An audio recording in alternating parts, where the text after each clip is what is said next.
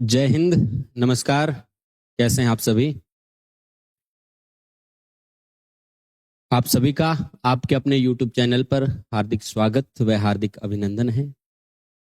भाई आवाज क्लियर आ रही है? एक बार लाइक बटन दबा करके बताएं कि सर आवाज ठीक आ रही है। और हाँ, आवाज आ रही है क्या भाई? बताओ सभी।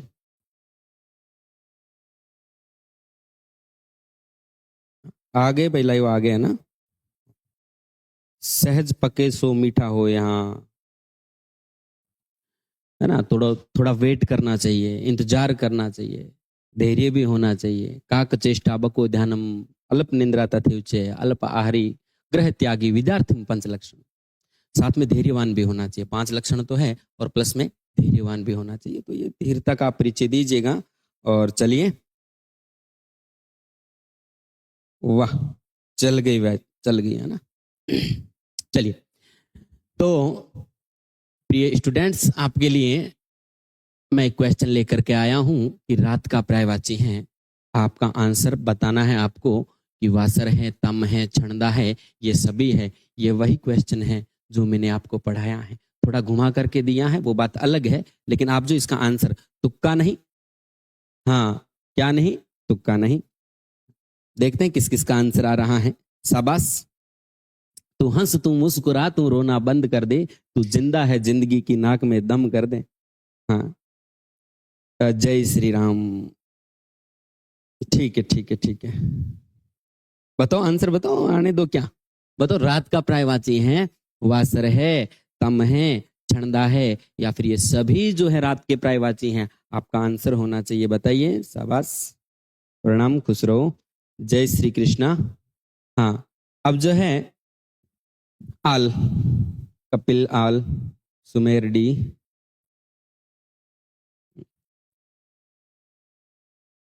राहें जहां तक जाएगी, राहगीर वहां तक जाएगा।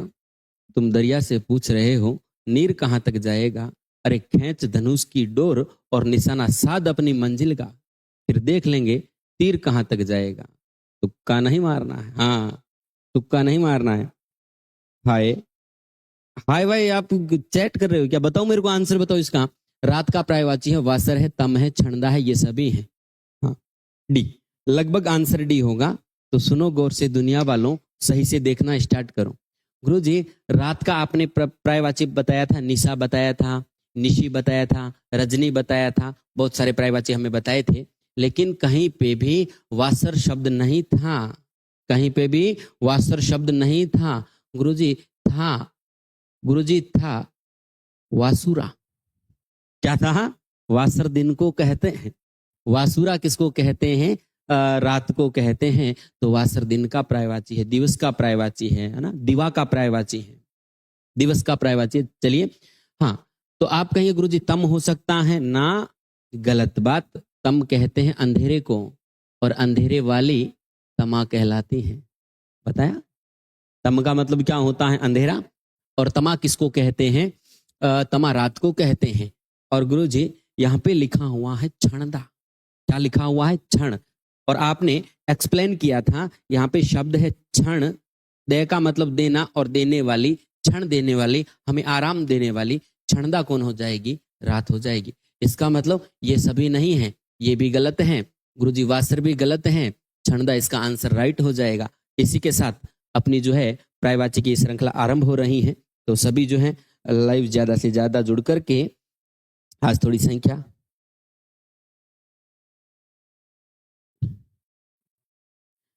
विकास भादु सुधर जाओ ना। जय वीर तेजा जी, जय वीर तेजा जी। चलिए, तो गुरुजी, हमने जो पर्यायवाची पढ़े हैं उनकी मैं एक बार बात कर लेता हूं कि हमने कौन कौन से पर्यायवाची पढ़े हैं। एक बार मैं जो इसको रफ कर देता हूं।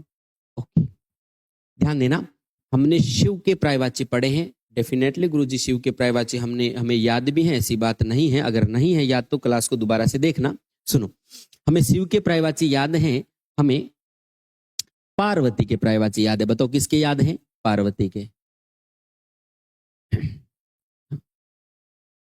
तो ध्यान देना, हमें शिव के पर्यायवाची हमने पढ़ लिए हैं। हमने पार्वती के पर्यायवाची पढ़ लिए हैं? क्या हुआ भाई? पार्वती के पर्यायवाची पढ़े हैं और हमने चंद्रमा के पर्यायवाची पढ़े हैं। इसके पर्यायवाची पढ़े हैं चंद्रमा के, और इसके साथ में हमने रात के पर्यायवाची पढ़े हैं। बिल्कुल, इसके पर्यायवाची पढ़े हैं रात के। तो शिव हुआ, पार्वती के चंद्रमा, पार्वती के जो है पर्यायवाची हुए, चंद्रमा के पर्यायवाची हुए और रात के पर्यायवाची हुए। और भी कौन सा पर्यायवाची हुआ है आप बता सकते हैं कि गुरुजी ये वाला पर्यायवाची हो चुका है? चलिए, तो अब हम बात करेंगे, शिव का हो गया पार्वती, चंद्रमा और रात। और शिव की जब बात हो रही थी तो आपको कहना है कि सर शिव की जटाओं से गंगा बह रही थी और शिव को जटाधर कहते हैं, गंगाधर कहते हैं। तो क्यों ना हम नदी और गंगा के पर्यायवाचियों का अध्ययन कर लेते हैं। तो हेडिंग डालिएगा, साथ साथ में लिखना है, साथ साथ में लिखना है लाइव के ना। तो हम पढ़ेंगे नदी के पर्यायवाची। बोलो किसके पढ़ेंगे? नदी के। चलिए, अब कुछ पर्यायवाची आपको नदी के पहले से याद हैं। गुरुजी पहले से कैसे याद है? नदी को क्या कहते हैं? नदी के जैसे ही आप पर्यायवाची याद कर लेते हैं, साथ में आपको गंगा के पर्यायवाची याद हो जाते हैं। किसके पर्यायवाची याद हो जाते हैं? गंगा के। गुरुजी दो पर्यायवाची हमें याद है। मैंने कहा कौन कौन से? एक है सैल। मैंने कहा सैल का मतलब क्या होता है? सैल का मतलब तो पर्वत होता है, और जा का मतलब होता है जन्म लेने वाली। सैल, पर्वतों से जिसका जन्म होता है वो सैलजा कहलाती है। जय का मतलब जन्म, और आ लगा दिया तो स्त्रीलिंग शब्द बन गया, और शब्द बन गया सैलजा। जिसका जन्म पर्वतों में हुआ है वो सैलजा है। सुनो, सैलजा पार्वती को भी कहते हैं और सैलजा नदी को भी कहते हैं, दोनों का पर्यायवाची। समझ में आई? सुन, एक पर्यायवाची आपको ये भी याद होगा कि गिरी का मतलब होता है पर्वत और जा का मतलब होता है जन्म लेने वाली। बताओ, नदी का जन्म पर्वतों से नहीं होता है? गुरुजी बिल्कुल होता है। तो गिरिजा किसको कहते हैं? पार्वती को कहते हैं गिरिजा। और किसे कहते हैं? गिरिजा नदी को कहते हैं। तो पर्यायवाची पहले से याद है आपको? बताओ याद है कि नहीं है? हाँ, यानी सैलजा हुआ, गिरिजा हुआ, नदी को सैलजा भी कहते हैं, गिरिजा भी कहते हैं। आप यहाँ पे नोट लिख सकते हैं कि अलग से ये पर्यायवाची पार्वती के भी हैं। ये पर्यायवाची दोनों किसके हैं? पार्वती के भी होते हैं। तो आपको विशेष ध्यान रखना है। सैलजा हुआ, गिरिजा हुआ। चलिए आगे बढ़ते हैं। और कौन से पर्यायवाची जो हैं नदी के हो जाते हैं? एक आपने शब्द सुना होगा, निम्न। क्या सुना होगा? निम्न। गुरुजी निम्न का मतलब क्या होता है? निम्न का मतलब होता है नीचे। नीच जो होता है, या फिर नीचे को क्या कहा जाता है? निम्न कहा जाता है। जैसे आप प्रश्न पढ़ते हो उसमें लिखा होता है निम्नलिखित, मतलब नीचे जो लिखा हुआ है। तो निम्न का मतलब होता है नीचे। तो उससे एक पर्यायवाची जो है नदी का बनता है। गुरुजी कैसे? निम्न का मतलब नीचे, और गय का मतलब गमन करने वाला, और आ लगा दिया है। तो नीचे जो चलती हैं, पर्वतों से जब नदी निकलती हैं तो नदी हमेशा नीचे की ओर जाती है। पानी बताओ कहाँ कहाँ की ओर जाता है? गुरुजी जहां पे नीचा स्थान होता है वहां जाता है, इसलिए नदी को कहते हैं निम्नगा। क्या कहते हैं? निम्नगा। और ध्यान देना, जब आपने ज्योग्राफी में पढ़ा होगा कि जैसे पर्वतों से नदी निकलती हैं और जैसी स्पीड में निकलती हैं, तो ये नदियां जो होती हैं धरती के नीचे चली जाती हैं। कहां पे चली जाती हैं? धरती के नीचे चली जाती हैं। और कुछ स्थान जो है यानी लंबी दूरी तक नीचे ही नीचे चलती हैं, इसलिए नदी को निम्नगा कहते हैं। गा का मतलब, गय का मतलब होता है गमन करना, और गा का मतलब हो गया गमन करने वाली, निम्नगा। तो बात समझ में आ गई? समझ में आ गई। निम्नगा नीचे चलने वाली, गिरिजा गिरी में जन्म लेना, सैलजा सैल में जन्म लेना। ओके सर, समझ में आ रहा है? थोड़ा थोड़ा ही सही, लेकिन समझ में तो आ रहा है। ध्यान देना। आपका मतलब क्या होता है? आपका मतलब खुद होता है। आपका मतलब खुद होता है ना? कहता मैं आप खा लूंगा, मैं अपने आप जो है ऐसे कर लूंगा। आपका मतलब खुद भी होता है, और मध्यम पुरुष वाचक सर्वनाम भी होता है। और ध्यान देना, आपका मतलब हो गया स्वयं। ध्यान देना, आपका मतलब हो गया स्वयं, और गय का मतलब होता है गमन करने वाला, और आपगा अपने आप गमन करने वाली, आपगा कहते हैं। क्या नदी को आप कहते हो इधर जा, उस तरफ जा, उस तरफ जा? गुरुजी अपने हिसाब से चलती है। कैसे चलती हैं? अपने हिसाब से चलती हैं, तो अपने आप चलती हैं इसलिए इसको कहते हैं आपगा। और नीचे नीचे चलती हैं इसलिए इसको क्या कहते हैं? यानी झुकाव की ओर जाती हैं नदियां, इसलिए उनको कहते हैं निम्नगा। और गिरी में जन्म होने के कारण इनको कहते हैं गिरिजा। और सैल में जन्म होने के कारण क्या कहा जाता है? सैलजा कहा जाता है। बताओ बात समझ में आई कि नहीं आई? आ रही है? हाँ। कमेंट रुक गए हैं या फिर कर नहीं रहे हो आप? मेरे को क्या है कि थोड़ा ये, हाँ हाँ, प्रणाम प्रणाम सभी जो हैं। गुड मॉर्निंग है ना। वैसे इवनिंग का टाइमिंग है, लेकिन फर्स्ट बार जैसे मिले तो आप गुड मॉर्निंग, जागो तभी सवेरा है।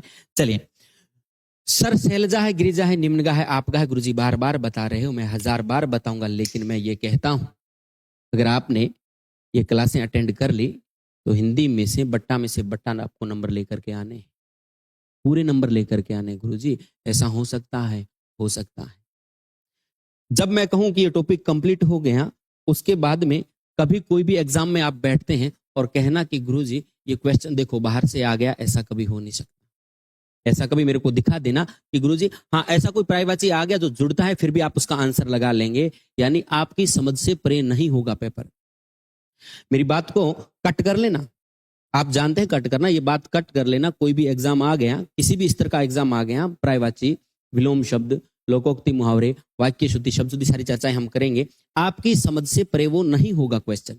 सारे के सारे क्वेश्चन जो है आप अटेंड करके आप सही करके आएंगे। सैलजा, गिरिजा, निम्नगा आपका।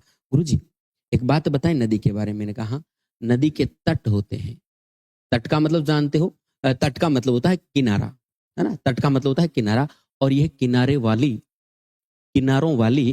तो गुरुजी किनारों वाली के लिए क्या हो जाएगा? इनी प्रत्यय लगता है, यानी तट वाली क्या कहलाएगी?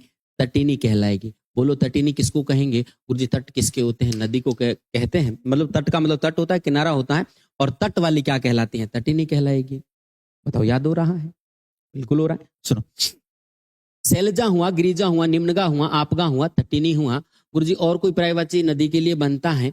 नदी के लिए और भी पर्यायवाची बन सकता है। गुरुजी आखिर ये जा कहाँ रही है? नदी आखिर कहाँ जाती है? तो आप जीके पढ़ रहे होंगे, जैसे अपन बात कर लेते हैं राजस्थान के जीके की, तो आप पढ़ते हो अरब सागर की नदियां, अरब सागर की ओर जाने वाली नदियां, बंगाल की खाड़ी की ओर जाने वाली नदियां आखिर जाती कहाँ है?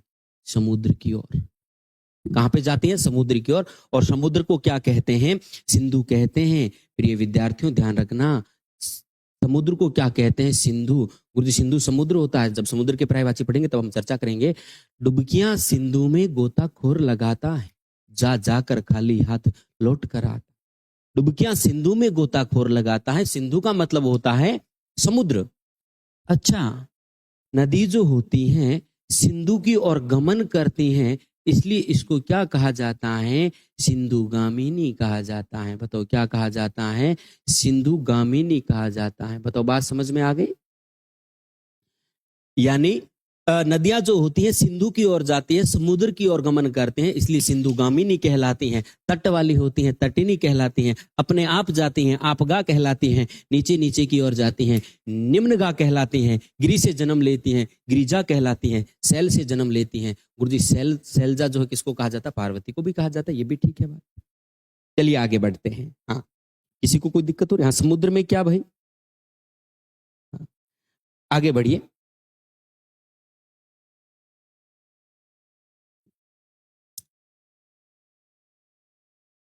हाँ, आप मन लगा करके पढ़ रहे हैं। बिल्कुल, आप मन लगा करके पढ़ रहे हैं। बिल्कुल 101% पढ़ रहे हैं। और सुनो, मारवाड़ी में कहनी इसी बात था, इसी बात पीपल पूजा ही कौन मिलेला। पीपल पूज लेना, लेकिन कोई टीचर आपको ऐसी बातें नहीं बताएगा। हाँ, अब ये क्लास जो है विशेषतः उन टीचर्स के लिए भी हो गई है, वो भी सीखेंगे। आप तो हो सकता है कम देखें, लेकिन इस क्लास की वैल्यू जो टीचर्स पढ़ा रहे हैं ना, उनको बड़ा अच्छा लगेगा। अरे वाह, ये बातें तो पहली बार देख रहे हैं। हाँ, आपसे सत्य कह रहा हूँ। आप इस बात को आपको लगता होगा हाँ ठीक है, हिंदी में ऐसे होता है, लेकिन टीचर्स आपको नहीं बताते हैं, रटाते हैं कि रट लो रट लो रट लो, ऐसे कहते हैं। लेकिन सर आप बता रहे हो क्या उन टीचर्स को? हाँ, वो बहुत सारी मेरी जो क्लास जो है खूब देखेंगे वो, और अच्छे तरीके से। ठीक है, होना भी चाहिए, उनको भी नॉलेज हो। सिंधु की ओर गमन करती हैं, इसलिए क्या कहलाती हैं? सिंधुगामिनी कहलाती हैं। गुरुजी और नदी को क्या कहते हैं? निर्झर। निर्झर। निर्झर का मतलब क्या होता है? निर्झर का मतलब तो गुरुजी झरना होता है। निर्झर का मतलब क्या होता है? झरना होता है। तो नदियां जो होती हैं झरनों का निर्माण कर देती हैं, इसलिए निर्झरिणी कहते हैं। इन्हीं प्रत्यय लगा दिया और शब्द क्या बन गया है? निर्झरिणी बन जाता है। बताओ किसका पर्यायवाची बन जाता है? निर्झर का मतलब होता है झरना, और आपको कहना है कि गुरुजी निर्झर, निर्झरिणी। निर्झरिणी किसको कहते हैं? ये निर्झरिणी किसको कहते हैं? नदी को कहते हैं। नदी जो होती है झरनों का निर्माण करती है। किसका निर्माण करती है? झरनों का निर्माण करती है। और ध्यान देना, एक नदी के लिए एक शब्द आता है पैस्विनी। क्या आता है? पैस्विनी।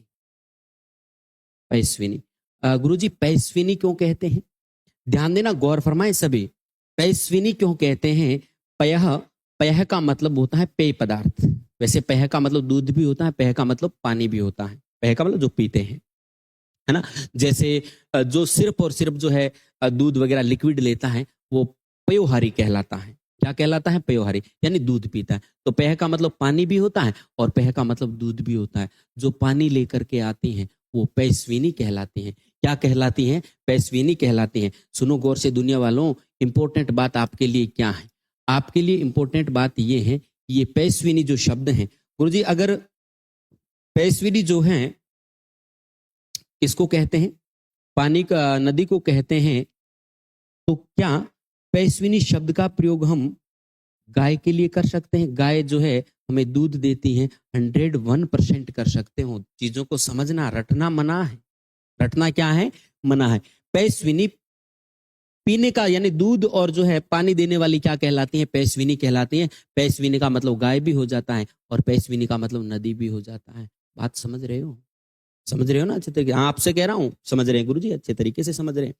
शैलजा है, गिरिजा है, निम्नगा है, आपका है, तटिनी है, सिंधुगामिनी है, निर्झरिणी है, और क्या हो जाएगा? पैस्विनी हो जाएगा। ये सारे पर्यायवाची किसके हो जाते हैं? हाँ, एक ध्यान रखना, स्रोतस्विनी। निकलते हैं इसलिए इसको क्या कहते हैं? स्रोतस्विनी कहते हैं। तो ये भी आपको ध्यान रखना है। स्रोत, स्रोत ऐसे लिखा जाएगा, आप जैसे लिख रहे हो वैसे नहीं लिखा जाएगा। स्रोतस्विनी। बताओ किसको कहते हैं? गुरुजी स्रोतस्विनी जो है ये भी किसको कहते हैं? नदी को कहते हैं। ये सारे पर्यायवाची किसके हो जाते हैं? नदी के हो जाते हैं। बताओ बात समझ में आ रही? एक और नाम ध्यान रखना, मेरे को याद आ रहा है, इंपॉर्टेंट नाम है। नदी को क्या कहा जाता है? नदी को कहा जाता है द्वीपवती। क्या कहा जाता है? द्वीपवती। गुरुजी द्वीपवती का मतलब क्या होता है? वती लगा है तो वती का मतलब होता है वाली। वती का मतलब क्या होता है? जैसे मैंने लिख दिया धनवती। गुरुजी धनवती का मतलब होता है धन वाली। वान का मतलब होता है वाला, धनवान, धन वाला, धनवान। और लड़की है तो धनवती, वती का मतलब है वाली। तो सुनो, कुल मिलाकर के यहाँ पे हमारे सामने एक शब्द आ रहा है द्वीप। शब्द क्या आ रहा है? द्वीप। द्वीप का मतलब क्या होता है गुरुजी? गुरुजी द्वीप का मतलब टापू होता है। ये भी बात बताने की है क्या? हाँ, बात बताने की नहीं है, क्योंकि आप पढ़ते आए हैं, ज्योग्राफी पढ़ते हैं। द्वीप का मतलब क्या होता है? टापू होता है। बताओ मुझे, आप आंसर दीजिए कि 100 द्वीपों का शहर किसे कहते हैं? भारत में 100 द्वीपों का शहर किसे कहते हैं? बताएं, आंसर जो है आपका कमेंट बॉक्स में आना चाहिए कि 100 द्वीपों का शहर किसे कहते हैं। कोई तुक्का नहीं मारेगा। हाँ, हाँ बिल्कुल। कपिल जो है बिश्नोई, वहन यानी ये पानी को लेकर के जाते हैं इसलिए वाहिनी भी कहते हैं। बिल्कुल कपिल, आपकी बात को मैं स्वीकार करता हूं। पानी को वहन, वहन का मतलब होता है ढोना, और जो ढोकर के लेके जाती हैं वो वाहिनी कहलाती हैं। आप तो मुझे बताओ 100 द्वीपों का शहर किसे कहते हैं? बांसवाड़ा को कहते हैं क्या? हाँ, कुलंसका। हाँ, कुलंसका ठीक है, लेकिन आपने कुलकसा, कुलकसा, हाँ कुलन के साथ जो है किसको कहते हैं? ये भी किसको कहते हैं? नदी को कहते हैं। बांसवाड़ा को कहते हैं क्या? बांसवाड़ा को नहीं कहते हैं। 100 द्वीपों का शहर जहां तक मुझे याद आ रहा है मुंबई को कहते हैं। शायद हो सकता है मुंबई के लिए हो। तो आपको ध्यान रखना कि 7 टापुओं का या फिर 100 द्वीपों का, ऐसा जो है आप सर्च कर लेना कि मुंबई जो था पहले यूं टापुओं में, अलग अलग टापुओं में बसा हुआ था। फिर जो है अंग्रेजों ने जो है मिट्टी भर करके इसका इसका जो है निर्माण किया है ना। तो ये अपना मुंबई वाहिनी होता है। एक और ध्यान रखना, इसको क्या कहा जाता है? हाँ, यहां हमारी बात चल रही थी द्वीप का मतलब होता है टापू, लेकिन अगर आपसे पूछा जाए द्वीप का मतलब क्या होता है, द्वीप, ध्यान देना गुरुजी, द्वि का मतलब होता है दो। द्वि का मतलब द्वि की मात्रा छोटी हो गई तो द्वि का मतलब क्या होता है, दो। जैसे आपने पढ़ा होगा द्विमात्रिक जिसकी दो मात्रा है, द्विमात्रु जिसकी दो माता है, द्विमात्री जिसकी जो है दो माताएं हैं। तो द्वि का मतलब होता है दो, और द्वि के आगे आप पै लगा देते हैं, पै का मतलब होता है पीना। समझना, अच्छे तरीके से समझना कि द्वि का मतलब होता है दो और पै का मतलब होता है पीना। ये आपसे पूछा जा सकता है शब्द युगों में। द्वीप का मतलब है टापू, और इस द्वीप का मतलब होता है जो दो बार पीता है। कितनी बार पीता है, दो बार। गुरुजी कौन है जो दो बार पीता है, पीना वो रूड मत कर लेना, आप जो है बहुवीरी समाज की तरह जो है तीसरा अर्थ ले रहे हो। गुरुजी पीना का मतलब होता है जो दो बार पीता है। दो बार कौन पीता है, हाथी पीता है। कौन पीता है, हाथी। गुरुजी दो बार कैसे पीता है, हाथी को जब देखना पहले वो सूंड से पिएगा, फिर जो है मुंह में लेकर के पिएगा। तो वो पानी को कितनी बार पीता है, दो बार।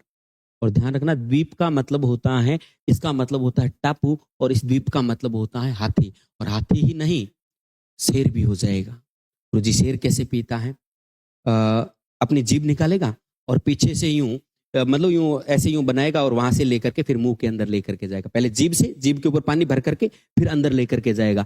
चीता भी ऐसे पीता है, कुत्ता भी ऐसे पीता है। तो इनको क्या कहा जाता है, द्वीप कहते हैं। पै का मतलब होता है पीना। पै का मतलब क्या होता है, पीना। गुरुजी जैसे एक शब्द होता है पाद, पाद का मतलब होता है पैर, और पै का मतलब होता है पीना। जो पैरों से पीता है वही पादप कहलाता है, पौधे को कहते हैं। पादप का मतलब क्या है, पौधा। पौधा कहां से पीता है, पैरों से पीता है, इसलिए उसको क्या कहते हैं, पादप। गुरुजी ये तो आगे की बातें कर लेंगे। बहरहाल हमें क्या ध्यान रखना है, इस द्वीप का मतलब अलग से लिखना। द्वीप का मतलब होता है हाथी, वैसे चीता शेर को भी कह सकते हैं। इस द्वीप का मतलब होता है टापू, और जो टापू वाली होती हैं वो क्या कहलाती हैं, द्वीपवती कहलाती हैं। नदी के अंदर भी टापू बने हुए होते हैं। आपने सुना होगा भारत का सबसे बड़ा नदी टापू कौन सा है, नदी के अंदर बना हुआ, शायद वो माजुली है। कौन सा है, माजुली। और माजुली कौन सा, कहाँ पे है, शायद जहां तक मुझे याद आ रहा है अरुणाचल प्रदेश में, और ब्रह्मपुत्र नदी पर बना हुआ है। किस नदी पर बना हुआ, ब्रह्मपुत्र, यानी नदी के अंदर बना हुआ टापू, और बाहर से क्या है, नदी। द्वीपों वाली होने के कारण द्वीपवती कहलाती है। वाहन पानी लेकर के जाती हैं, वाहिनी कहलाती हैं। और स्रोत यानी जो है पानी लेकर के आती हैं, स्रोत जो है वहां से निकलती है, स्रोतस्विनी है।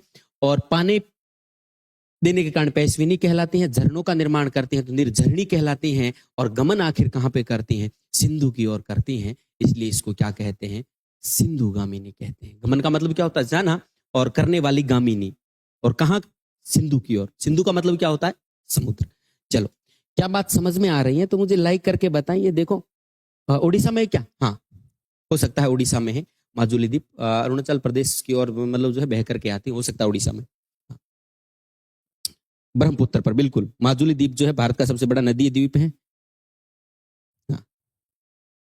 रोबिन सिंह कौन है, कल मुझे क्लास में बताना भैया ना। रोबिन सिंह जो भी हैं, कल जो है क्लास में अपना जो है नाम पहले तो लिखें।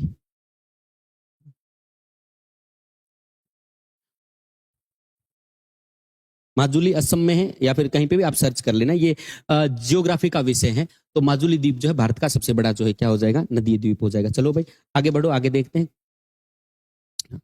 ध्यान देना, और नदी को क्या कहा जाता है, और नदी को कहा जाता है कुलंसका। क्या कहा जाता है, कुलंसका। कुलकंसा भी मिल जाता है, कुलंसका भी मिल जाता है। गुरुजी क्यों, कुल का मतलब होता है किनारा। कुल का मतलब क्या होता है, कुल का मतलब होता है किनारा। और इस कुल का मतलब क्या होता है, कुल का मतलब होता है वंश। कुल का मतलब क्या होता है, वंश। और कुल का मतलब होता है किनारा, और किनारों वाली, तट वाली कुलंसका या फिर क्या कहलाती है, तटिनी कहलाती है। बताओ बात समझ में आई कि नहीं। गुरुजी अच्छे तरीके से आई। अगर आपने नदी के पर्यायवाची याद कर लिए, मैं कहता हूँ गंगा के पर्यायवाची आपको याद हो जाएंगे। मैं फिर से रिवाइज करवा रहा हूँ, गुरुजी बार बार रिवाइज करवा रहे हो। हाँ, सेल में जन्म हुआ, गिरी में जन्म हुआ, नीचे नीचे चलती हैं, अपने आप चलते हैं, तट होते हैं, सिंधु की ओर गमन करते हैं, आखिर निर्झरणी हैं। झरने इसके जो है जब चलती हैं तो झरने भी बनते हैं, पानी देती हैं, पैस्विनी है, स्रोतस्विनी है, दीपों वाली है, वहन करती हैं पानी का। और इसको क्या कहा जाता है, कुलंस का कहा जाता है। आशा और उम्मीद करता हूं कि यहाँ तक की जानकारी आपको अच्छे तरीके से समझ में आई होगी। और आपको याद भी हो जाएगी। सुनो, अब मैं ऐसे नहीं पूछूंगा कि नदी के पर्यायवाची बताओ, ये सारे याद रहने चाहिए, ये विषय नहीं है। आपने याद किया, ऑप्शन में जैसी आएगा आपका दिल चिल्ला करके कहेगा ये है आंसर, इसको टिक कर, इसको टिक कर, है ना। आपका दिल जो है खुद कहेगा कि ये आंसर, इसके अलावा कोई हो ही नहीं सकता।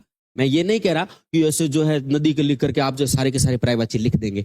लिख सकते हो यदि 3 बार 2-3 बार क्लास को आप अटेंड कर सकते हो। अगर आपने एक बार देख लिया और आपने समझ आपकी डेवलप हो गई तो आप देखते आंसर ये होगा, ये होगा, ये होगा, इसका रीजन ये है। तो बात को समझ रहे हो। एक पर्यायवाची ही नहीं, साथ साथ में बहुत सारे टॉपिक आपके क्लियर हो रहे हैं। जैसे अभी मैंने बताया द्वीप क्या होता है, द्वीप क्या होता है, बात समझ में आ गई। चलिए, अब हमने पढ़ा, इनको एक बार साइड में लेते हैं ना। चलो भाई, नदी वाले पर्यायवाची जितने भी हैं आप जो है साइड में हो, हम और किसी की भी बात कर रहे हैं। अरे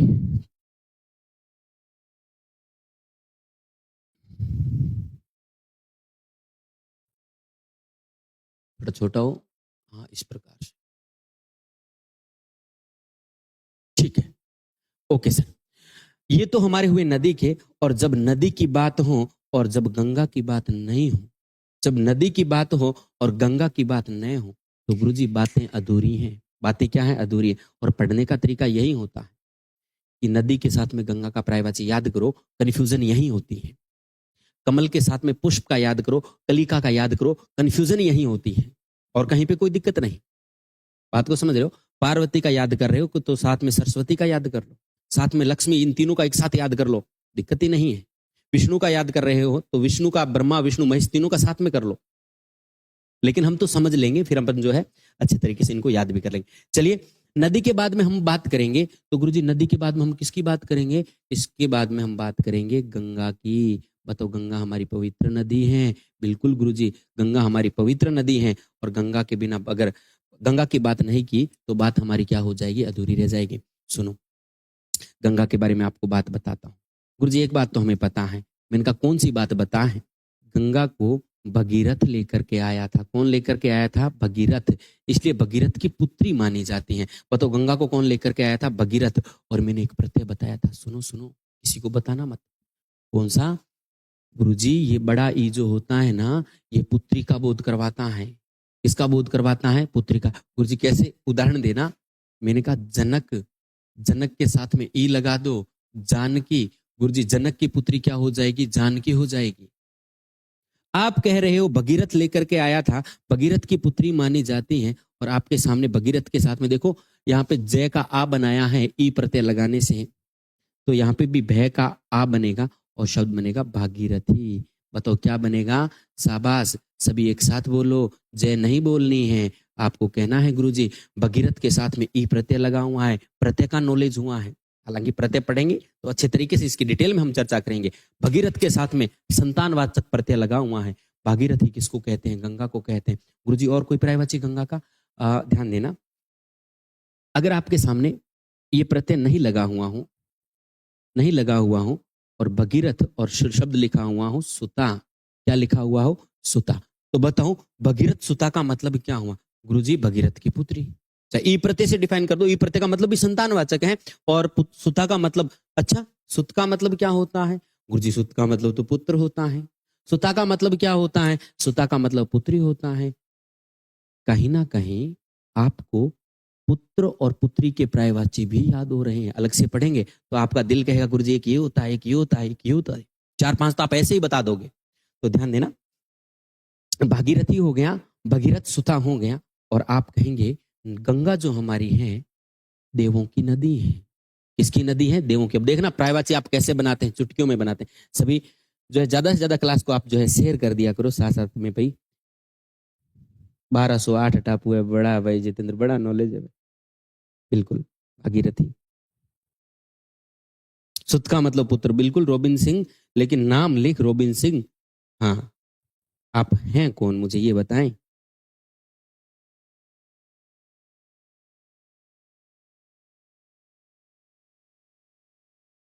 हाँ, ध्यान देना, भगीरथ सुता है। अब आप कहेंगे गुरुजी देवों की नदी है, क्या आपके सामने अगर ऐसे लिखा हुआ हो देव और नदी, ऐसे लिखा हुआ हो तो क्या आपका दिल नहीं कहेगा कि ये देव नदी जो है हर नदी को कहते हैं? ना गुरुजी, देव नदी और किसी का पर्यायवाची नहीं है। देवों की नदी कौन सी है? देवों की नदी गंगा है। देवों की नदी कौन सी है? गंगा। किसी को बताना मत, चुपचाप लिख लेना, याद कर लेना। क्या कर लेना? याद कर लेना। रटने का विषय नहीं है। रट रट के आपने ये खोपड़ा भर लिया है ना, खराब कर लिया। भर तो कैसे लिया? भरा तो नहीं है, इसको खराब कर लिया देख कर। अरे इतने सारे पर्यायवाची कैसे याद होंगे? अरे याद करनी ही नहीं है, समझना है। मजे मजे में अब इनको जो है देखना है, और चीजों का भी साथ साथ में नॉलेज हो रहा है, और पर्यायवाची भी पढ़ रहे हैं साथ में। अपना तो काम हो ही रहा है कि हम जो है हमारा क्या हो जाएगा, सिलेक्शन हो जाएगा। सुनो, और एक काम और है, लाइव का बड़ा फायदा है, बड़ा फायदा है।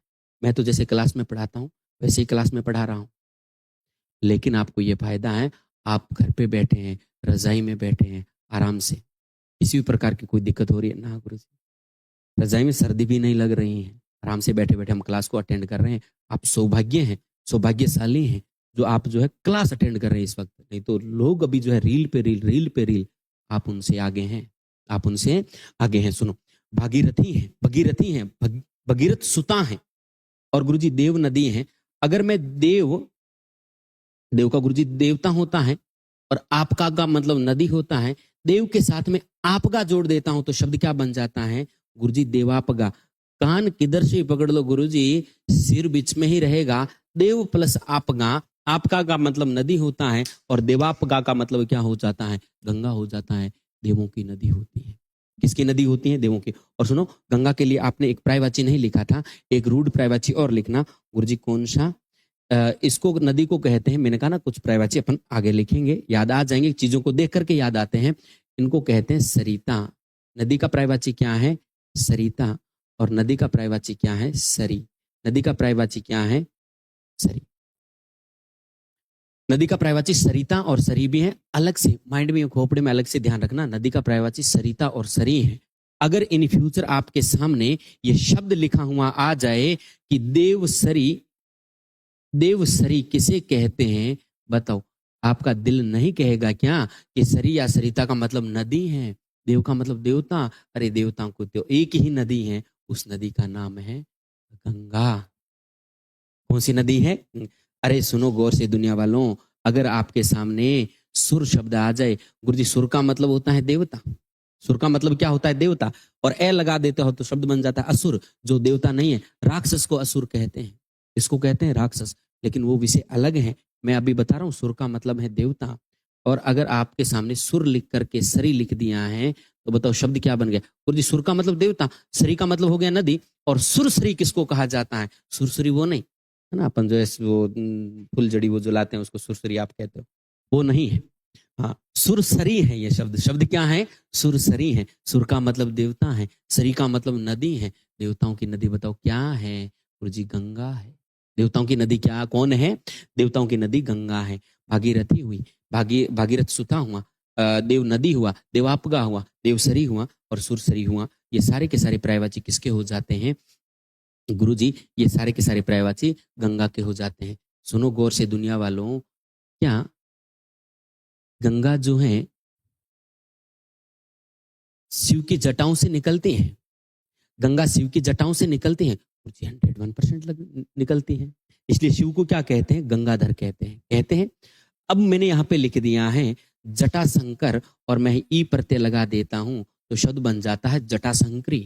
क्या बन जाता है? जटाशंकरी, जिसका संबंध शिव की जटाओं से। गुरुजी जटाशंकरी कौन है गुरुजी? ये शब्द खुद कह रहा है, आयम गंगा, आयम गंगा। तो ध्यान देना, देवापगा है, देव नदी है, देवसरी है, भागीरथ सुता है, भागीरथी है, सुरसरी है, जटाशंकरी है। ये सारे के सारे पर्यायवाची गुरुजी गंगा के बन जा रहे हैं। इसके बनते जा रहे हैं? गंगा के। और सुनो, और कौन सा पर्यायवाची हो सकता है इनके लिए अपन और देखते हैं। ये ध्यान रखना, सरिता और सरी ये किसके पर्यायवाची हैं? दो ये पर्यायवाची हैं नदी के। इसके आगे देव शब्द जोड़ दो या फिर देवता का कोई भी पर्यायवाची जोड़ दो, वो सारे के सारे गंगा के पर्यायवाची बन जाते हैं। ठीक है, जटाशंकरी हुआ। और गंगा के लिए एक पर्यायवाची और बनता है कि जैसे ही गंगा ऊपर से आई, जैसे ही गंगा ऊपर से आई तो क्या हुआ कि ऊपर से आने पर पहले तो ये कहा जाता है कि विष्णु के पैरों से निकली है गंगा, यानी विष्णु के पैर, आकाश को विष्णु के पैर कहा गया है। और आकाश से आई हैं, इसलिए इसको कहा गया है कि ये विष्णु के पैरों से निकली हैं। गुरुजी, विष्णु का मतलब होता है विष्णु। विष्णु विष्णु यानी जो पापों का हरण कर देते हैं, विष्णु विष्णु कहलाते हैं। संधि में अपन जो है चर्चा करते हैं, विष प्लस नु लगा हुआ है, विष्णु। और विष्णु के पैरों से, इसका मतलब हो गया विष्णु पद, विष्णु के पैर, और ई प्रत्यय लगा दिया है तो शब्द क्या बन जाता है? विष्णुपदी। क्या बन जाता है? विष्णुपदी। विष्णु प्लस पद, विष्णुपद प्लस ई, विष्णुपदी बन जाता है। बात समझ में आ गई? तो विष्णुपदी है, जटाशंकरी है, सूर्य यानी देवताओं की सरिता है, देव यानी देवताओं की सरिता है, देवाओं की आपगा है, अपने आप चलने वाली नदी को कहते हैं, देव नदी है, भगीरथ सुता है और भागीरथी है। ये सारे के सारे पर्यायवाची किसके होते हैं? गंगा के होते हैं। एक पर्यायवाची और सुनो, कहते हैं कि जब गंगा निकलती है, जब धरती पर आती है, तो एक ऋषि है जहनु ऋषि। कौन से ऋषि? जहनु ऋषि। ध्यान देना, कौन से ऋषि हैं? शाबाश। अरे गंगा का नाम हट गया तो ध्यान देना। एक ऋषि है जय, आदा है और नु, शब्द क्या लिखा मैंने? जहनु। जहनु, जहनु ऋषि के आश्रम से निकली तो कहा कि जहनु ऋषि ने इसे अपनी पुत्री के रूप में स्वीकार कर लिया। इसके रूप में पुत्री, तो भागीरथ सुता भी हो जाएगा, भागीरथी भी हो जाएगा, और जहनु ऋषि ने अपनी पुत्री के रूप में स्वीकार किया। तो गुरुजी एक बात बताएं, अगर शब्द हमारे सामने आता जहनु, जहनु का मतलब एक ऋषि का नाम जहनु, और तन्य का मतलब पुत्र होता है, और तन्या अगर आ जाए तो हम कहेंगे जहनु की तन्या एक ही है, गंगा है। बताओ, बात समझ में आ रही है? हाँ, आ रही है या फिर नहीं आ रही? सभी कमेंट करके बताओ। हाँ, वी का वही होता है। हाँ, जैसे मतलब बिल्कुल होता है, जो हम प्रत्यय पढ़ेंगे तो ये चर्चा करेंगे। वी का क्या बन जाता है? वही बन जाता है। उ ओ का उ बन जाता है, ई ए आई का आई बन जाता है ना। हाँ, सभी जो है। हाँ, एक शब्द और आया है त्रिपथगा। क्या आया है? त्रिपथगा। तो आप कहेंगे गुरुजी त्रिपथगा 3 रास्तों में चलती है। आप देखना, गंगा जब आपने पढ़ी होगी तो कितने रास्तों से आकर के, 3 रास्तों से आकर के एक गंगा बनती है। तो 3 रास्तों पर चल करके आती हैं, इसलिए इनको क्या कहा जाता है? त्रिपथगा कहा जाता है। सुनो, जहनु तन्या बीच में रह गया, इसको जो रफ कर दिया जाए, लिख देते हैं, 1-2 प्राइवाची और लिख देते हैं गंगा के साथ में। जहनु सुता अगर आपके सामने लिखा हुआ होता कि जहनु सुता किसे कहते हैं? गुरुजी जहनु कहते हैं, जहनु कहते हैं किसको? जहनु कहते हैं जहनु ऋषि को, और सुता का मतलब होता है, सुत का मतलब पुत्र, और सुता का मतलब होता है पुत्री। जहनु की सुता कौन है? गंगा नदी है। बोलो कौन है? गंगा नदी। तो जहनु तन्या है, 3 रास्तों से चल करके आई है, त्रिपथगा है, और जहनु तन्या है। और जहनु में ई प्रत्यय लगाते हो ना, तो जय का बन जाता है जा। जय का क्या बन जाए? जा है, और ऊ का औ बन करके ये शब्द बनता है जाह्नवी। गुरुजी ये शब्द कैसे बना? ये वेरी वेरी इंपॉर्टेंट शब्द है। ये ई प्रत्यय से औ बन करके इस शब्द का निर्माण हुआ है। प्रत्यय के अंदर चर्चा करेंगे। बहरहाल आपको क्या ध्यान रखना है? जहनु के साथ में ई प्रत्यय लगा हुआ है। जहनु के साथ में क्या लगा हुआ है? ई प्रत्यय। गुरुजी ये तो समझ में आया, जय का जा बना, लेकिन वह कहां से आ गया? जहनी बनना चाहिए था, लेकिन ऐसा नहीं है। क्यों नहीं है? ये प्रत्यय का मामला है, ये अंदर की बात है। ये कहाँ की बात है? अंदर। मुझे बता दो, सारा मिक्स हो जाएगा। सारा क्या हो जाएगा? मिक्स हो जाएगा। जब प्रत्यय करेंगे तब हम इनकी चर्चा कर लेंगे ना। जैसे पशु में एक लगा तो पाश्विक शब्द बनता है, वह बनता है, वो क्यों बना वो आगे का विषय।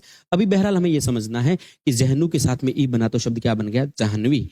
और इंपॉर्टेंट बात यह है, इंपॉर्टेंट बात यह है, ये शब्द नहीं होता है। जाह्नवी जो ऐसे लिखते हैं, आज के बाद इसको कहना है टाटा बाय बाय। हालांकि रटना भी नहीं है, अभी आप थोड़ा सा ध्यान रख सकते हैं। जब हम प्रत्यय जब पढ़ेंगे तब हम चर्चा कर लेंगे कि जहनु शब्द ई प्रत्यय लगने से ऐसे ही बनेगा। बताओ क्या प्रत्यय लगने से? ई प्रत्यय लगने से। हाँ,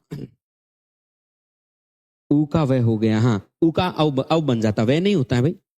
गजब आ रही है गुरुजी, education for me, very good.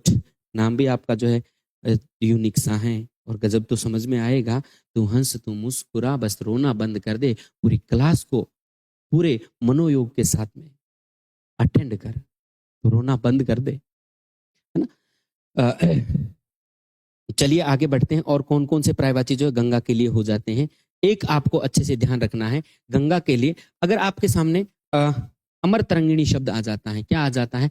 अमर। गुरुजी अमर तो आपने कल बताया था, अमर का मतलब देवता होता है जो मरते नहीं। मैंने कहा अमर का मतलब देवता होता है। और तरंगिणी का मतलब क्या होता है? गुरुजी तरंगिणी जो तरंगों में बहती हैं, जो तरंगों में बहती हैं। तरंगिणी का मतलब नदी होता है। गुरुजी इधर लिख लें क्या? तरंगे तरंगिणी किसको कहते हैं? नदी को कहते हैं। हाँ इधर लिख लेना, तरंगिणी, तरंगे चलती हैं तो तरंगिणी का मतलब क्या होता है? नदी। लिखा भी होगा शायद हमने, शैलजा निम्न का तटिनी, तटिनी लिखा, तरंगिणी नहीं लिखा। हाँ, अमर तरंगिणी का मतलब, तरंगिणी का मतलब नदी, अमर का मतलब अमर तो देवता है, और देवताओं की तरंगिणी कौन है?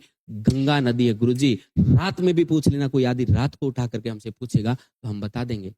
उसे ऐसे तो नहीं बता पाएंगे, वो कहे गंगा के पर्यायवाची बता, हमें 5-6 पर्यायवाची याद होंगे, लेकिन वो पूछेगा ये पर्यायवाची किसका है, तो हम आंसर दे देंगे, हम आंसर दे देंगे। तो आपको अच्छे तरीके से जो है क्लास को अटेंड करना है। और ध्यान देना, आज बहुत कम स्टूडेंट्स जो है लिख करके लाए थे, कल लिख करके लाना। सुन रहे हो क्या कह रहा हूँ?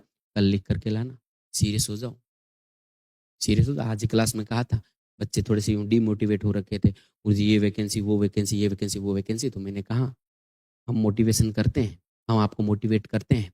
ये मोटिवेशन 10 मिनट रहेगा, आधा घंटा रहेगा, या फिर हाईएस्ट 1 घंटा रहेगा, लेकिन आपको हमेशा मोटिवेट रहना है। तो अपने माँ बाप का चेहरा ध्यान रखना, हमें इनके लिए पढ़ना है, हमें इनके लिए सिलेक्शन करवाना है।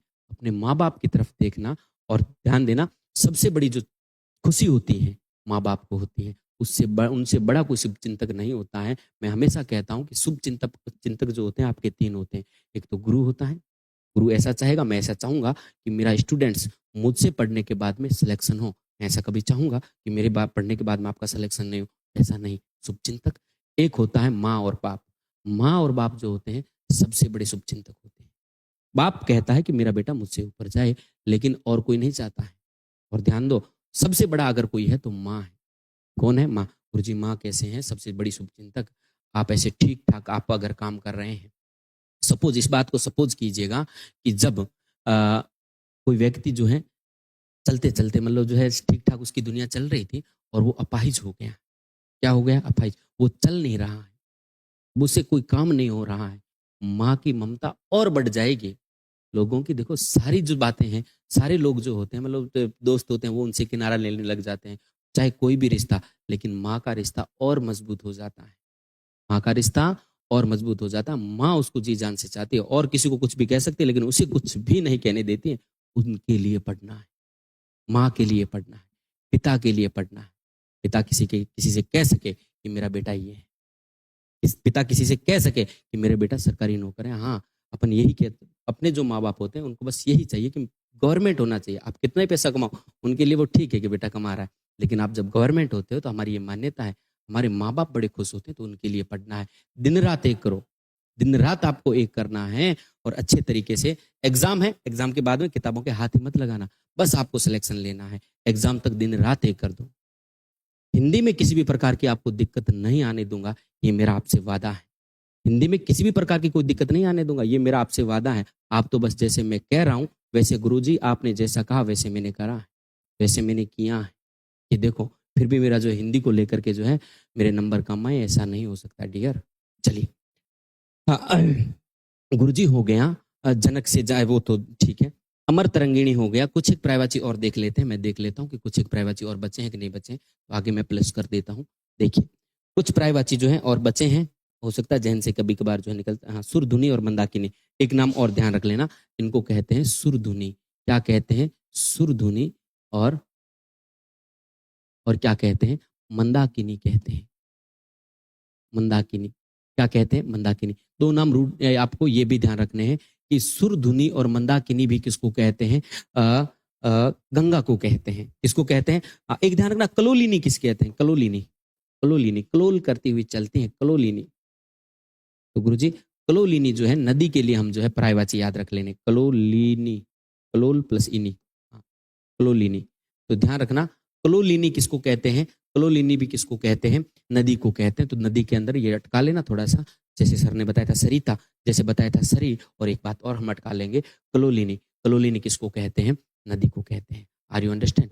तो कितना टाइम हो गया भाई? मैं टाइम वाइम मेरे को ध्यान नहीं लगता है, 44:45। हाँ, एक बात और भी है, गुरुजी हम तो बहुत कम पढ़ते हैं, आप हमें प्रायवाची पढ़ा रहे हो, तो जो है टाइम बहुत लग जाता, बहुत कम। तो अच्छी चीजें से, मतलब चीजों को अच्छे से समझ समझ के पढ़ रहे हैं, चीजों को क्या कर रहे हैं समझ। टाइम लगे तो ऑफलाइन ये भी फायदा है कि आप जो है स्पीड बढ़ा करके देख सकते हैं, स्पीड बढ़ा करके देख सकते हैं। एग्जाम तक रीलों को देखना बंद कर दो, टाइम ही टाइम है आपके पास तो टाइम ही टाइम है। चलिए आगे बढ़ते हैं, ये सारे पर्यायवाची हमारे कंप्लीट हो जाते हैं। आगे हम नया पर्यायवाची लिखेंगे जल का। किसका पर्यायवाची लिखेंगे? जल का।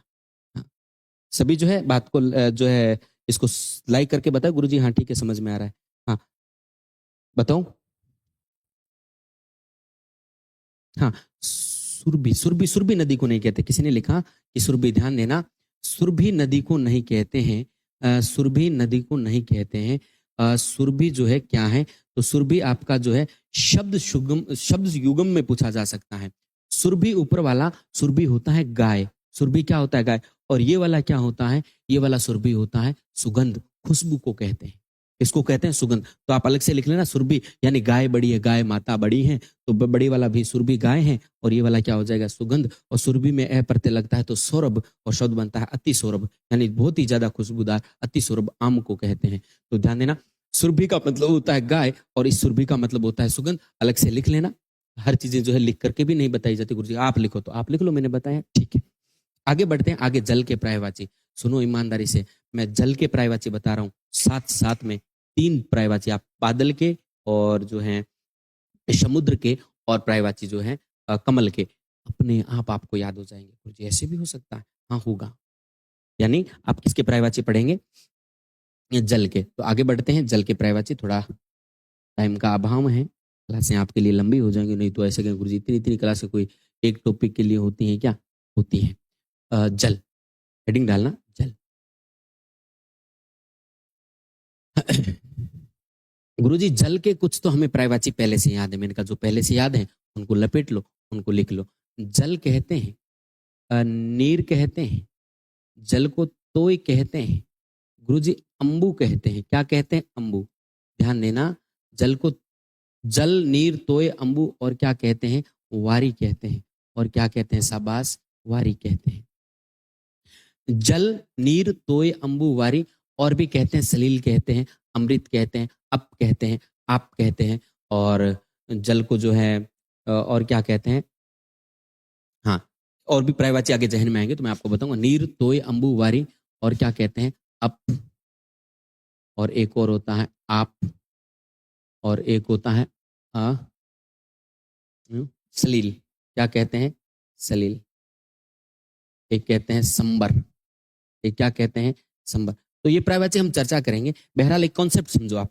क्या कॉन्सेप्ट समझना है कि गुरुजी जल के पर्यायवाची हम याद कर लेंगे, तो आपने कहा कि बादल के पर्यायवाची याद हो जाएंगे। किसके पर्यायवाची याद हो जाएंगे? बादल के। हाँ, अगर आपसे जल के पर्यायवाची आपको याद कर लेते हैं तो आप समुद्र के पर्यायवाची लपेट लेंगे। किसके? समुद्र के। और अगर यदि आपने जल के पर्यायवाची याद कर लिए तो आपको कमल के पर्यायवाची याद हो जाएंगे। गुरुजी ऐसे थोड़ी ना हो सकता है, हमें ऐसा यूं लग रहा है कि ये तीनों के तीनों पर्यायवाची बहुत ज्यादा इंपॉर्टेंट है। ये चारों के चारों जो शब्द हैं बहुत बार एग्जाम्स में पूछे जाते हैं।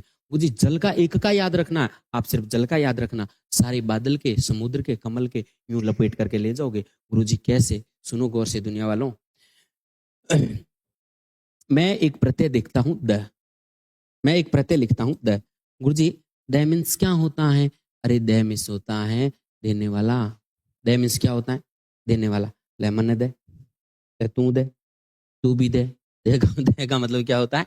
देने वाला। गुरुजी दे प्रत्यय है और ये अपना अर्थ क्या देता है? देने वाला। अच्छा, और गुरुजी और बताओ कोई नॉलेज वाली बात? हाँ, और बात है जय। जय का मतलब क्या होता है? जय का तात्पर्य क्या होता है? जय का मतलब होता है जन्म लेना।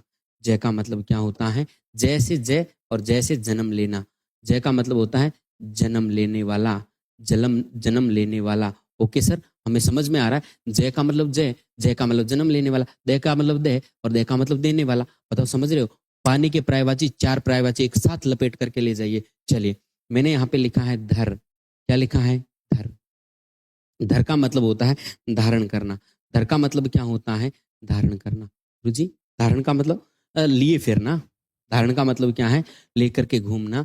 तो ये शब्द हो जाएगा धारण करना, धारण करने वाला। क्या लिखेंगे? धारण करने वाला, धारण करने वाला। ओके सर, धर से हमें मतलब जो है धर में है, धारण करने वाला, जय का मतलब जन्म लेने वाला, दय का मतलब देने वाला। प्राइवेट नहीं बता रहा हूँ, थोड़ा कॉन्सेप्ट बता रहा हूँ, समझने की कोशिश करना। पूरा ध्यान क्लास में होना चाहिए। जैसे आप ऑफलाइन पढ़ते हो ना, हाँ गुरुजी ऑफलाइन पढ़ते हैं, हमारा पूरा ध्यान क्लास में रहता है, उसी प्रकार से ऑनलाइन समझ में नहीं आने का एक रीजन है। ऑनलाइन समझ में आने का रीजन ये है कि जैसे क्लास देख रहे हैं किन से, मतलब आपका ध्यान, हाँ मतलब इधर उधर रहता है, इधर भटकने। ऑफलाइन और ऑनलाइन में कोई फर्क नहीं है, कोई फर्क नहीं है। फर्क इतना ही है कि बस हमारा ध्यान 100% नहीं रहता है इधर। गुरुजी आए कहाँ देख रहा है, ध्यान नहीं क्लास में, सुनो सुनो। तो आप क्या है, पूरे सुनो, तो ऐसे सुनो कि पूरा आपका शरीर कान बन जाए। सुनो तो ऐसे सुनो गुरुजी, पूरा शरीर हमारा क्या बन जाए, कान बन जाए। जिस प्रकार से ऑफलाइन में पढ़ते हो ना, आप कमरे में जाकर के एक बैठ जाओ और जाकर के अच्छे तरीके से पूरे मनोयोग के साथ में कि मैं ऑफलाइन बैठा हूं, गेट अंदर से बंद कर लो। गुरुजी दया का मतलब देने वाला, जय का मतलब जन्म लेने वाला, और धर का मतलब होता है धारण करने वाला। और सुनना, मैं यहाँ पे एक शब्द और लिख रहा हूँ आपके सामने, धी। क्या लिखता हूँ, गुरुजी धी का मतलब क्या होता है? धी का मतलब होता है खजाना। धी का मतलब होता है खजाना, और धी का मतलब होता है खजाना, जिसको अपन निधि भी कहते हैं। निधि, निधि का मतलब होता है खजाना, तो खजाना। ओके सर, समझ में आया। अब सुनो, जल का कोई भी पर्यायवाची है और उसके पीछे जय लगा हुआ है। क्या लगा हुआ है? जय। जैसे मैंने यहाँ पे लिख दिया है जल और जय। मैंने कहा इसका क्या तात्पर्य है? गुरुजी जल का मतलब पानी और जय का मतलब जन्म लेने वाला। जो पानी में जन्म लेता है कमल कहलाता है। क्या कहलाता है? कमल कहलाता है। यदि मैंने यहाँ आपके सामने लिखा जल और मैं यहाँ पे लिख देता हूँ दय, गुरुजी जल का कोई भी पर्यायवाची और उसके सामने दय लगा हुआ है, जल कौन देता है बताओ? जल कौन देता है? समुद्र देता है क्या? आप तक जो जल आ रहा है ना, बादल लेकर के आते हैं। कौन लेकर के आते हैं? बादल। तो बादल देते हैं, गुरुजी नदी देती है। अरे नदी सुनो, कैसे आई नदी?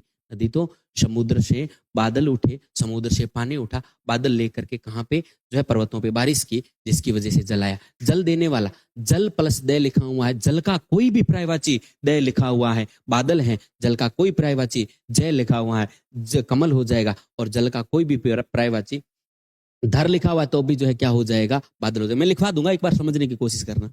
मैं लिखवा दूंगा, एक बार समझ लो, आप कॉन्सेप्ट समझ लो। मैं ये लिखवा दूंगा, दय का मतलब होता है ये इसका पर्यायवाची।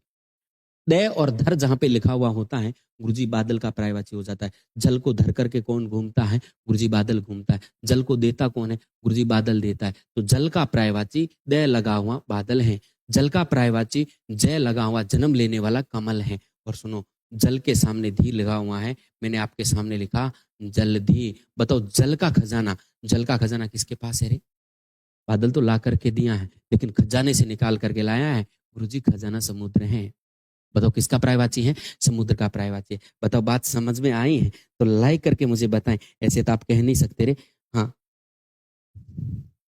विष को धारण करने वाला विषधर है। हाँ ध्यान रखना, धनुष को धारण करने वाला धनुर्धर है। धनुर्धर कौन हो जाएगा? अर्जुन। और विष को धारण करने वाला शंकर को भी कह सकते हैं, विषधर सांप को भी कह सकते हैं। कॉन्सेप्ट काम कर रहा है, ध्यान देना। गुरुजी बात समझ में आ रही? विष का मतलब जहर, धर का मतलब धारण करने वाला। जहर सांप के मुंह में नहीं होता है क्या रे? गुरुजी होता है। क्या शंकर के मुंह में नहीं होता है क्या? होता है। तो समझना इस बात को। गुरुजी हमारे सामने एक बार पर्यायवाची रखना, लिखेंगे तो कल, लेकिन रख दो हमारे सामने। मैंने लिखा कि नीर जो है जल का पर्यायवाची होता है। अगर आपके सामने दय लिखा हुआ, नीरद किसको कहते हैं? गुरुजी नीर का मतलब जल और दय का मतलब होता है देने वाला। जल देने वाला कौन होता है? गुरुजी जल तो नीरद बादल को कहते हैं। किसको कहते हैं? बादल को कहते हैं। मैं आपसे पूछूं नीर प्लस जय, आपसे पूछूं नीर प्लस जय, नीर का मतलब गुरुजी जल होता है और जय का मतलब जन्म लेने वाला। नीरज तो गुरुजी कमल होता है। अगर मैं आपसे पूछूं नीर प्लस धी किसको कहते हैं? गुरुजी नीर प्लस धी, नीर का मतलब होता है जल और धी का मतलब होता है खजाना। बताओ जल का खजाना क्या होता है? जल का खजाना तो समुद्र होता है। बताओ बात समझ में आ रही है? सुनो, एक शब्द होता है वारी। गुरुजी ये याद रखना, पानी की वारी नहीं लगाते हो क्या? वारी जल को कहते हैं। और मैं आपके सामने लिख देता हूँ वारीद। गुरुजी दया का मतलब देने वाला, और वारिद किसको कहते हैं? बादल को कहते हैं। सुनो गौर से दुनिया वालों, अगर मैंने आपके सामने शब्द लिख दिया वारीधी, गुरुजी ने बताया धी का मतलब खजाना होता है, वारी का मतलब जल होता है। वारिधि किसको कहते हैं? वारिधि समुद्र को कहते हैं। बात समझ में आ रही है? सुनो, अगर आपके सामने वारी प्लस जय लिखा होता तो गुरुजी वारी का मतलब जल है और जय का मतलब क्या हो जाएगा? जन्म लेने वाला। और जो जल में जन्म लेता है वो कौन हो जाएगा? कमल हो जाएगा। बताओ बात समझ में आई कि नहीं आई?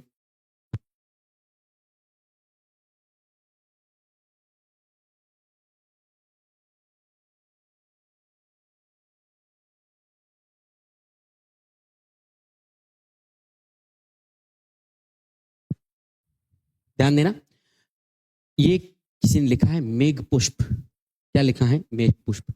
आप है ना, अगर आपके सामने ये पर्यायवाची पहली बार आया है तो आप मुझे ये बताओ, ये मैं अभी भी लिखवाऊंगा, जल के सारे पर्यायवाची लिखवाऊंगा, एक बार कॉन्सेप्ट समझाने की कोशिश की। मेघ गए है गए, मेघ का मतलब बादल होता है, पुष्प का मतलब होता है फूल। बादलों से कौन से फूल जड़ते हैं रे? बादलों से कौन से फूल जड़ते हैं? पानी जड़ता है। गुरुजी मेघ पुष्प किसको कहते हैं? पानी को कहते हैं। बताओ, बादलों के पुष्प नहीं है क्या? बादलों से क्या फूल जड़ते हैं? नहीं गुरुजी, बादलों से पानी आता है, पानी आता है। तो मेघ पुष्प इसको कहते हैं, फूलों की तरह जड़े, तो वो क्या कहलाता है? जल कहलाता है। मैंने जल के पर्यायवाची नहीं बताए, थोड़े से कम जो है आपको कॉन्सेप्ट बताया। जल का पर्यायवाची जय लगा हुआ कमल है, जल का पर्यायवाची दय लगा हुआ बादल है, जल का पर्यायवाची धर लगा हुआ भी बादल है, जल का पर्यायवाची धी लगा हुआ समुद्र है। गुरुजी मजा आ गया। अब आप कहेंगे कि गुरुजी हमें क्यों ना इन बातों को अच्छे तरीके से लिखवा लो, और कुछ जल के ऐसे पर्यायवाची जिनको हमें थोड़ा सा याद रखना पड़ेगा। कौन से ऐसे पर्यायवाची हैं जो याद रखने पड़ेंगे, और किस तरीके से इनको हम लिखेंगे, ये सब जानने के लिए कम से कम करना पड़ेगा एक दिन का वेट। नेक्स्ट एपिसोड कल। आज के लिए इतना ही।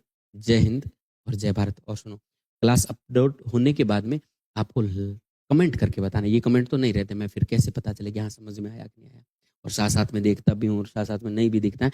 तो क्लास होने के बाद में आपको जो है बताना है कमेंट करके, गुरुजी हमें समझ में आ गया है, बात समझ में आ गई। तो आज के लिए इतना ही। तो सभी जो है कल नोट्स बना करके आना भाई ना।